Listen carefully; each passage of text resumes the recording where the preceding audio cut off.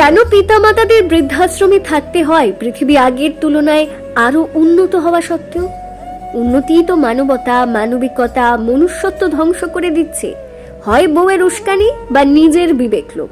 যেই ছেলেকে একদিন বাবা মা নিজের হাতে ধরে স্কুলে দিয়ে আসতো, নিয়ে আসতো, সেই ছেলে আজ বাবা মাকে বৃদ্ধাশ্রমে দিয়ে আসে, কিন্তু আর নিতে আসে না। এরকম বহু ঘটনার সাক্ষী উদয়পুর গোকুল পরিচিত বৃদ্ধাশ্রম। শুধু গোকুলপুর বৃদ্ধাশ্রম কেন, খবর নিলে পরে রাজ্যের সকল বৃদ্ধাশ্রমগুলিতে যে সকল বৃদ্ধ মায়েরা রয়েছে তাদের কঠোর জীবন কাহিনীর কথা শুনলে হয়তো চোখে জল আসবে আপনারও।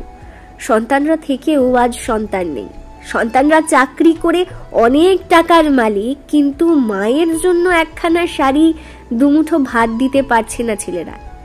এ কোন সমাজ যেখানে মা বাবারা বেঁচে থাকাকালীন সন্তানরা চেনে না, অথচ মারা যাওয়ার পর ঘটা করে শ্রাদ্ধানুষ্ঠান করে আজকে? ব্যুরো রিপোর্ট, মুহূর্ত এক্সপ্রেস নিউজ। আপনারা হয়তো শুনেছেন নচিকেতার সেই গান, কিন্তু আজকের এই দৃশ্য আমরা সেখানে আসলাম যেখানে যাদের সন্তান থেকেও আজ তাদের সন্তান নেই, তারা আজ বৃদ্ধাশ্রমে দিন কাটাচ্ছে।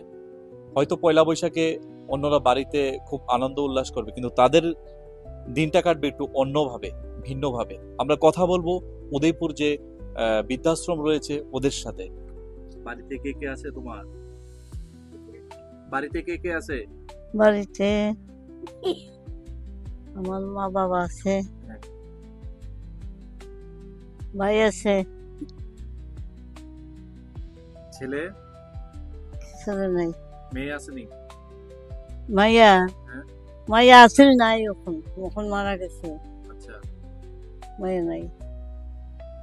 হ্যাঁ, ভাইয়ের ছেলে আছে আচ্ছা, আর নাতি নাতু আছে। হ্যাঁ। ও মামা ছেলে মেয়ে নেই। মূলত কি কারণে বৃদ্ধাশ্রমে আপনার বাড়িঘর তো ছিল একটা সময়? ভাইয়ের কাছে আসছিলাম কি, বাবা মারা গেছে, 14 বছর মারা গেছে, ওই ভাইয়ের কাছে আসছিলাম। এই বর্তমান সমাজে অনেক কিছু দেখা যায় যে পিতামাতারা বেঁচে থাকতে তাদের সন্তানরা তাদের দেখশন করে না, অথচ মারা যাওয়ার পর ঘটা করে শ্রাদ্ধানুষ্ঠান করে হাজার হাজার লোকজনকে খাওয়ায়। সেরকমই একটি ঘটনা আমরাও শুনলাম। এখানে যে দিদি রয়েছে যার তত্ত্বাবধানে এই বৃদ্ধাশ্রমটা চলে, ওনার কাছ থেকে আমরা জানবো ওনার কাছ থেকে এই বিষয়টি। এই আশ্রমটা তো চালু হয়েছে 2020-তে, কিন্তু আমি দায়িত্ব নিয়েছি 2022-এর লাস্টে। তো আজকে 2.5 বছর হলো আমি আশ্রমের দায়িত্ব নিচ্ছি। তো দায়িত্ব চলাকালীন অনেক মা বাবাদেরকে আমি, কেউ এখানে অনেকে আছে, কেউ নেই, আবার অনেকের আছে কিন্তু নিতে চাইছে না। তো আমাদের এই বর্তমান সমাজে তো দেখছি সন্তানাদি থেকেও সন্তানরা কি করছে, মা বাবাদেরকে রাস্তায় ছেড়ে দিচ্ছে। আর্থিক সব দিকে আছে, তারপরেও মা বাবাকে দেখছে না।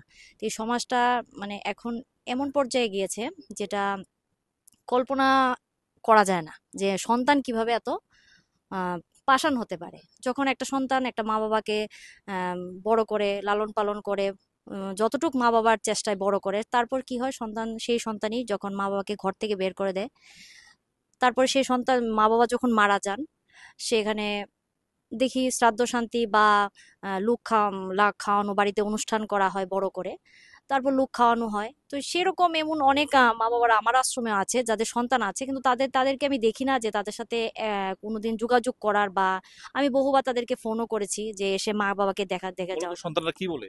সন্তানরা বলে যে ওরা নাকি সামলাতে পারছে না। মেন সমস্যা হলো ওদের সাথে থাকলে নাকি যন্ত্রণা করে, হইচই করে, অকথ্য ভাষায় গালিগালাজ করে। কিন্তু আমি দেখছি আজকে 1.5 বছরে মানে যে মা বাবাদের সন্তান আছে, যে আমি লালন পালন করছি, আমি এরকম কিছু পাইনি এখন পর্যন্ত। কই, আমার এখানে তো সবাই খুব ভালো আছে, খুব ভালো ব্যবহার। কারণ কেন, আমি মনে করি যে তাদের একটু ভালোবাসার দরকার, ভালোবাসা, স্নেহ, মায়া, এগুলি দিলে আশা করি মা বাবারা এরকম করবে না। এই যে সন্তানরা তাদের পিতামাতাকে দেখছে না বৃদ্ধ বয়সে, এটা সামাজিক একটা ব্যাধি হচ্ছে না আস্তে আস্তে? হ্যাঁ, অবশ্যই সেটা একটা সমাজের ব্যাধি হচ্ছে। সেটা তো দীর্ঘ বহুকাল ধরেই চলে আসছে, যে মা বাবারা এত সুন্দর করে, এত লালন পালন করে মানুষ করে, আর সন্তানরা মা বাবাকে ছেড়ে দেয় রাস্তায়। সেটা বন্ধ করার একটাই রাস্তা। আমি মনে করি যে সন্তানরা মা বাবাকে তুচ্ছ তাচ্ছিল্য করে বের করে দিচ্ছে, সেই সন্তানদের প্রতি কিছু না কিছু একটা স্টেপ নেওয়া, আমি এটা মনে করি। আমি এটা আমার এই সমাজ কাছে আমার একটা প্রার্থনা যে আমরা স্বামী স্ত্রীর জন্য সবাই নামতে পারি। স্বামী স্ত্রী যখন আলাদা হয় তখন সেটার জন্য সবাই আমরা নামি, কিন্তু যখন একটা বাবা মাকে ঘর থেকে বের করে দেওয়া হয় তখন কিন্তু সেটার জন্য আমরা কেউ এগিয়ে আসি না। উল্টো বলি আমরা যে এটা তাদের পারিবারিক ব্যাপার, কিন্তু বিষয়টা কিন্তু এরকম না। যদি আমরা স্বামী স্ত্রীর জন্য যদি আমরা নামতে পারি, তাহলে আমাদের মা বাবার জন্য তো নামাটা প্রয়োজন। তো এটাই সমাজের কাছে আমার একটা আবেদন, যে মা বাবার জন্য যেন একটু কিছু একটা করার, সবাই সকলে মিলে।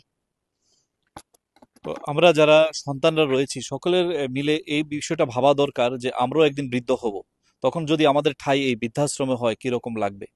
তো এই সকলের কাছে আহ্বান, যার যার পিতামাতাকে নিজেরা আদর, স্নেহ, মমতা, ভালোবাসুন, কারণ এটাই আপনার সম্পদ।